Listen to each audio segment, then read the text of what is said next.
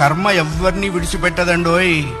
ఒకవేళ భగవంతుడైనా కాస్త ఎక్స్క్యూజ్ చేస్తాడు, కొంచెం కన్సెషన్ ఇస్తాడు, కొంచెం ఎగ్జంప్షన్ ఇస్తాడు. కర్మ చస్తే ఇవ్వరు. 1000 ఆవులు 1000 దూడలు ఉన్నాయి. దూడల కట్లు విప్పాం.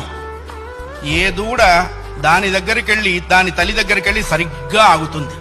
కర్మ కూడా అంతే. అవశ్యం అనుభోక్తవ్యం కృతం కర్మ శుభాశుభం. వండిన అన్నం తినలేకపోవచ్చు, చేసుకున్న కర్మని అనుభవించక తీరదు. చాలా మంది కొన్ని అనవసర మాటలు మాట్లాడుతుంటారు. బ్రతకదలుచుకోలేదు, చచ్చిపోదాం అనుకుంటున్నా.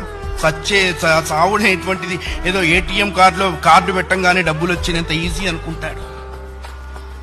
నువ్వు అనుకోంగానే చచ్చిపోతే నువ్వు చేసిన కర్మ అంతా ఎవడు అనుభవిస్తాడు?